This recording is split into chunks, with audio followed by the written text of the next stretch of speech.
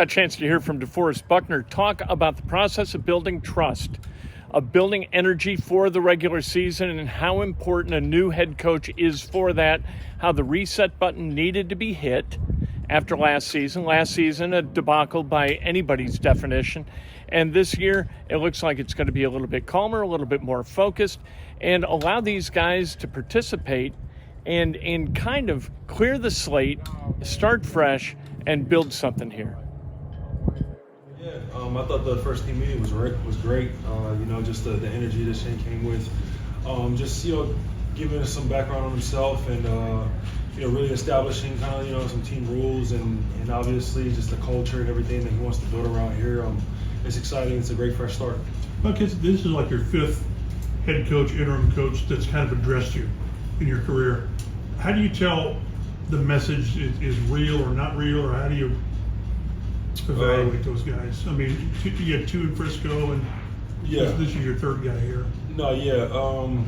Honestly, obviously every head coach, when they're coming in, they're establishing the culture and what they believe in. It's real when, they live up to what they practice what they preach, and they live up to what they've been saying, starting off from when they came in, from the first day. So obviously, time will tell, but obviously we're all on board, I believe. I sat down, had a conversation with them yesterday and everything, and just, getting to know him more, and what, obviously what he envisions and what we envision with this team going throughout the season and more. So I'm excited, to work with Shane. Look, after the season you guys had, there was a lot of speculation on the outside of whether some key pieces would be back, your name included. I don't know if there was any substance to it or not, but just from your end, was that a consideration? Was anything brought to you, or was it just here no matter what? No, yeah, there was no. I had a conversation with Ballard at the end of the season, and it was just a great conversation about, obviously, things didn't go the way we wanted last year and everything, and we just had a conversation, and he's just saying, just trust me, you know what I mean, and we have a great relationship, and there was never any talks about me being traded or being released or any of that, and it's the off season, people like to make headlines and clickbait and all that kind of stuff. So I just thought it was funny. Saw one of the rumors. I woke up actually one morning and had two different guys from different teams text me, and they were like, "Hey man, is it true?" He was like, "Well, you can come over here and play with me. This is that." And I was like, "Man, what's going on right now?" And I checked Twitter. I'm like, wow. You know what I mean? I guess I was trending a little bit, so I thought it was funny. So I just sent out a little tweet, just letting people know that I wasn't going anywhere. So Twitter kills people and trades people like this. So did you need to hear that from Chris? Did you need to have that conversation with Phil? Me personally, no. I didn't need the conversation. You know what I mean? I just, just like the past couple of years, I always go in at the end of the season just to chop it up with him and talk to him.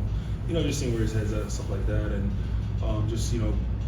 digesting the year and how we're gonna move forward and stuff like that. So it was a really good conversation I needed personally, like, oh man, I know where I'm gonna be type deal.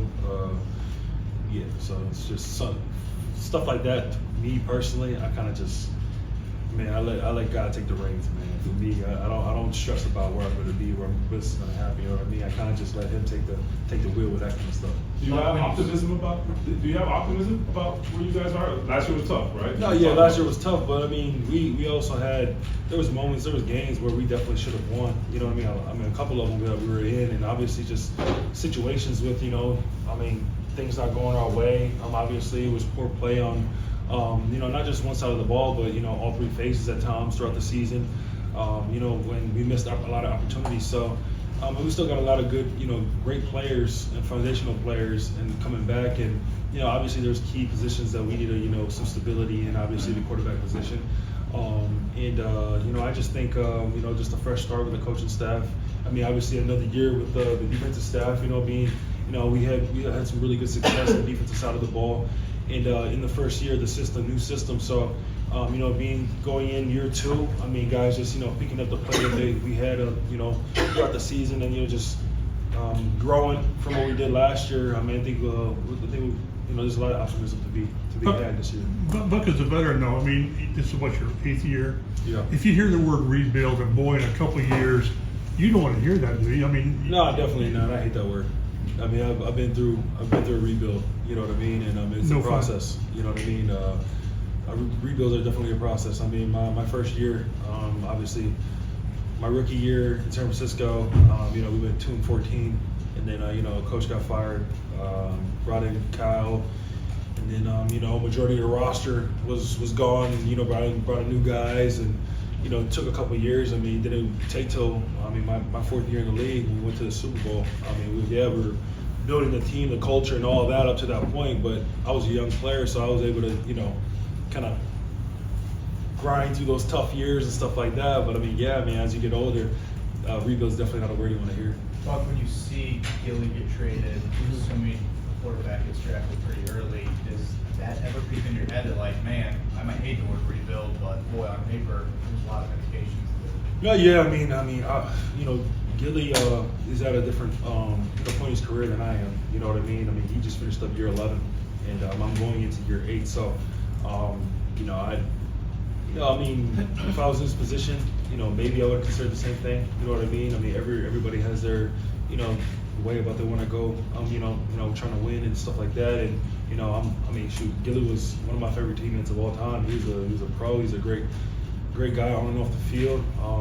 Great friend, and I wish him nothing but the best. I mean, that's the best decision that he made for him and his family, and I'm all for it. And he would definitely be missed. But it's just for me, it's just we're in different points in our career. I know you fought that elbow a lot last year. Did you need surgery or anything with it? No, I didn't need to get any surgery just because I'm not a quarterback or a pitcher. So. Was it UCL? Yeah. But how beneficial is it to have the same defensive coaching staff in place, where you can start kind of stacking on what you did last year now?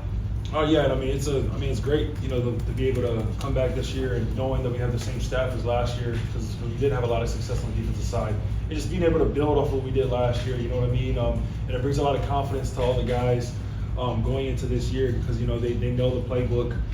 They're a lot more comfortable with the things that we're doing, the new things that they had to do last year. So coming into this year, they're just really refining, all their things that they got to do to get better. From the last game of the season until now, how important and refreshing is it like to get your mind and body and get all that well, especially after a rough season like that, just kind of hit the reset button? Yeah, it was definitely definitely a reset button that needed to be needed at the end of the year for sure.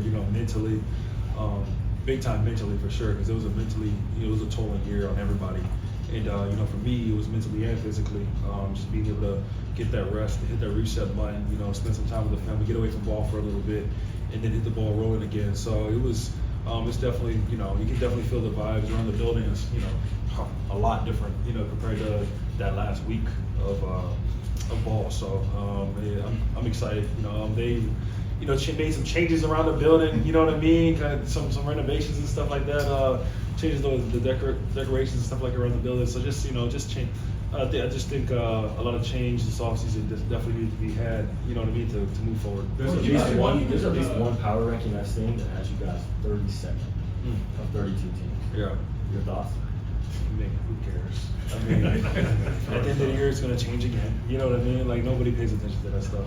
Well, Hey, James, last question. You mentioned, I hate the word rebuild, but have you been given like a clear direction for the franchise? Your conversation with Ballard and Andrew, have we told you this is what we're going to do to be successful? We've had conversations and stuff, but it's just like, certain moves that we're gonna make. No. I mean, that's up to the higher ups. So, you know what I mean? Whatever moves they make, we're gonna move forward with it. That's DeForest Buckner. DeForest Buckner, one of the anchors for the defense. We'll see exactly how that trust continues to develop between the players and the head coach, Shane Steichen. I think that Steichen is a guy who says what he means and does what he says.